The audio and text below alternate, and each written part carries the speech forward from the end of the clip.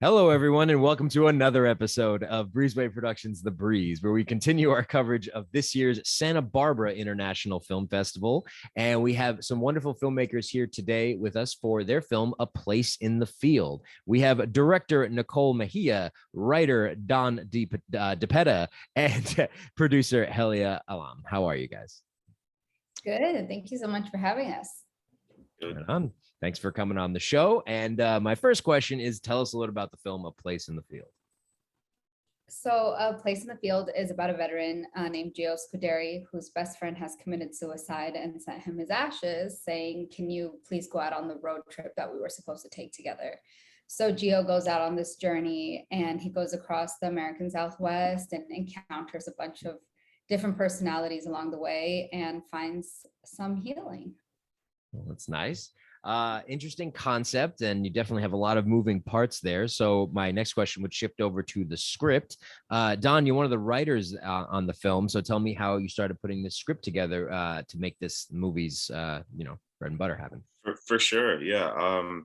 First of all, I can tell you it wouldn't have happened without the women sitting on the screen. So without Heliya, without Nicole, this film wouldn't have been possible. Our entire above the line is women, and they made it happen. Which is a big part of this film that I'm very happy of. Listen, it was an incredibly organic process making this film. I think we had the skeleton and the idea that I had the structure of like this guy searching for healing. He wants to take his friend on a road trip. We had that. We knew where we wanted to start in Texas, and we knew where we needed to finish, which was in Exeter, a little town hidden in like the Central Valley of California. Oh, okay. And it happened incredibly organically. Nicole, called up some people and said, hey, we're gonna go make this film. It was the middle of COVID, started in July. I think I started the script beginning of April, and we were shooting July 4th was our first day. And we shot our last scene first, which is shooting in such a short time I wouldn't do it again. Writing a script that short. But we were lucky enough to put it together. I think COVID was a moment in time where we took advantage of a lot of people not working. A lot of different rental houses weren't doing anything, and we got some incredible gifts from different people. And there were 16 of us. We hopped in a car and a bunch of cars and an RV, and we did the road trip, man. We shot it just like Coppola and the Rain people.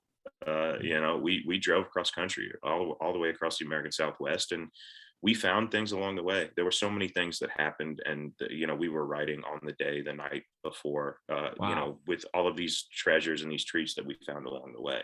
And I think that's what makes it feel like it is spontaneously happening, or like people are along the journey with us, because it is so organic. Yeah, it seems like you had a lot of pieces that were free flowing, so to say, if everyone was hopping in a van and going to different places, which then shifts over to Heliya, one of the producers. How did you start to tackle this beast, so to say? Because it seems like you have a lot of things happening at the same time that are free floating and stuff. Yeah, well, I actually came on the project when they wanted to do some reshoots, which ended up kind of turning into a second whole shoot. So they shot the film in COVID, and then I think we were still in COVID. It was last December when Nikki and I got introduced to each other, and she was like, hey, I have this film I'm trying to finish. Would you want to come on as a producer? Because Don and Nicole were producing while acting and directing the whole time throughout the first part. And that's a lot to handle. So I came on, and they already had the cast. We just needed to cast the female part of the film, which is being played by Michelle Prada. And we did some location scouting and got the old crew back together and went out and started shooting. Again, it was still in midst of COVID. I think the vaccine had just started to come out, but we had to do all the protocols and deal with all the hassleness of already making a movie is already hard. Now imagine doing it with masks on, with keeping your distance. So it was very difficult, but I think I do have to say the cast, when I came on, I realized how wonderfully they had come together. A lot of them were friends and coworkers of Nicole and Dawn, and it was, they didn't even need me in regards to casting. No, come on now. No. That's not true. And I Yeah, remember no way. Heliya actually unfortunately got COVID like right before we were It about did. it was a lot. She was producing from her bedroom, which was I great. was. She was there the whole time on the computer. I was. Well, I'm glad that you've healed well, and that you can put that behind you now. Nicole, it seems like you were really a leader in this project, and then getting it going. So when she was talking about the cast, where did you find your talent for this film, and how did you, since this was the beginning of the COVID and everything was crazy, and it was before the vaccine, as you were saying, how did you coordinate with everybody to make this work, since this was in so many different locations in so many different places in a very short amount of time? I ask myself the same question every day. No clue. It's like a blur. But so I was an actor before transitioning to directing. So I have a lot of actor friends. So every person in our group, in our cast were our friends, except for Michelle, who's now a friend, but at the time, wasn't. She's like our only like real cast person. And actually a lot of the cast played crew members as well. So it was almost like we had to ask our friends, because we knew we weren't going to be able to spoil people. We weren't going to be able to offer trailers and all that stuff. So fortunately, everyone wanted to come on board, because everyone had been stuck at home for 3 or 4 months, so they were just eager to get out and make something. Also, I was at AFI, so our crew is mostly AFI students who unfortunately didn't finish their year and wanted to continue making movies and learn.